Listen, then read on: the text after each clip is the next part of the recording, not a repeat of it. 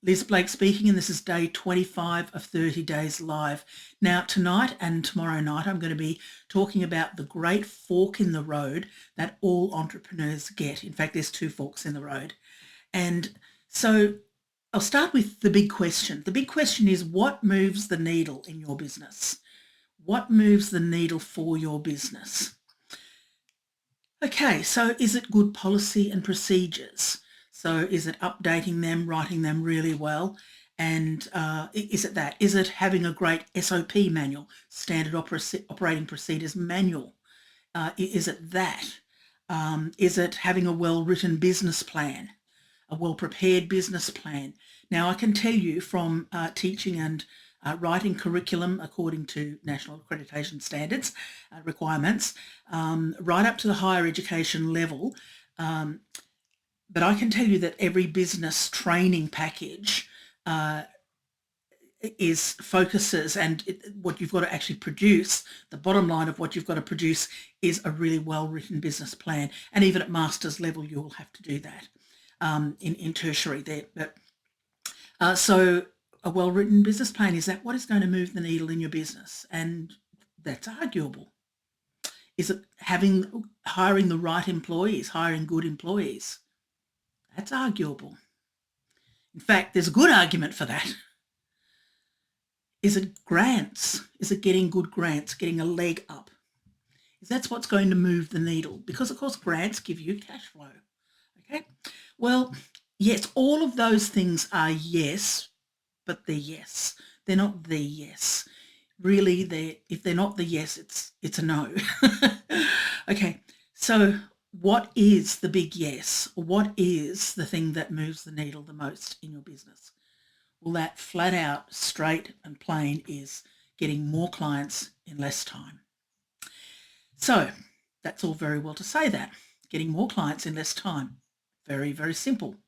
So where do you start with this? Where do you start? Well, you start with the end in mind. And so you start with a sales goal. So, what do we need to do to break even? How much do we need to sell to break even or to do more? Of course, you want more than that because breaking even is barely survival, barely. It's survival with no room for any error. That's dangerous. Okay, so how do you achieve that sales goal? So first of all, you think about, well, how do I achieve that sales goal? So we start at the end and then we reverse engineer it. How do I achieve that? Okay, so does that mean so X amount of sales per month, or whatever it is your time frame? So how many buyers do I need to achieve those sales? And how many, if I've got a few different products or many different products, how many buyers of these products or these products or these products do we need to achieve that? And then there's, okay, so we've got buyers. What's the thing before buyers? We're reverse engineering. Okay, leads. Okay, so how many leads to get one buyer for my main product, let's say. So I'll give you some industry figures, a few industry figures anyway. It often takes, now of course this is very generalising, but it's not a bad generalisation. That's why it exists as a generalisation. Is that if you've got 100 leads, it's an accepted, for a decent sized product. I'm not talking about a house or something that's a large purchase, but something that's just a few thousand, several $1,000s, something like that. You will very often, the figure that's bandied around is about 100 leads, or actually not even leads, it's 100 participants, qualified leads, okay, to get 3 buyers.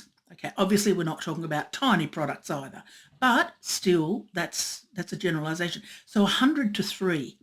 Or what about if there was 10 in your instance, or what about if it could be 10 leads to become 3 buyers?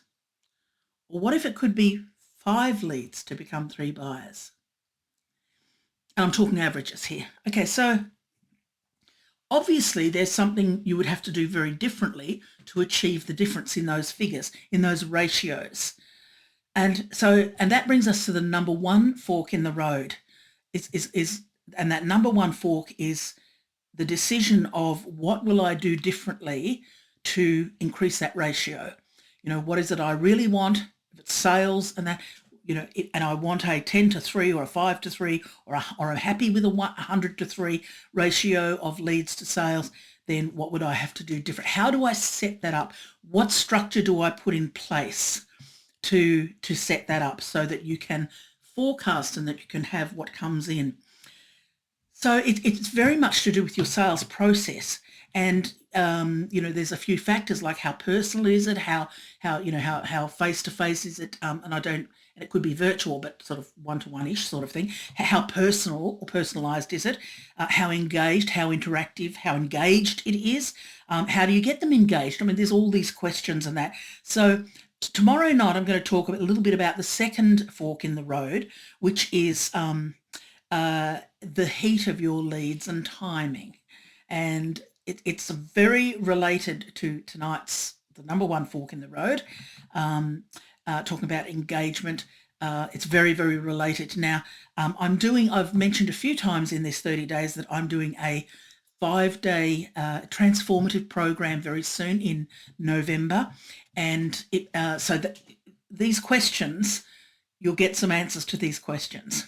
But if you can't wait, if you're thinking, I don't want to wait till then, and I don't want to wait until then, just drop a comment or direct message me because I've got a package that I'm offering to 3 people only through October. That's it. No more than 3 people. Very special package where I can give you a little bit of help that will boost you very, very quickly along that way. Okay, I'll see you tomorrow night.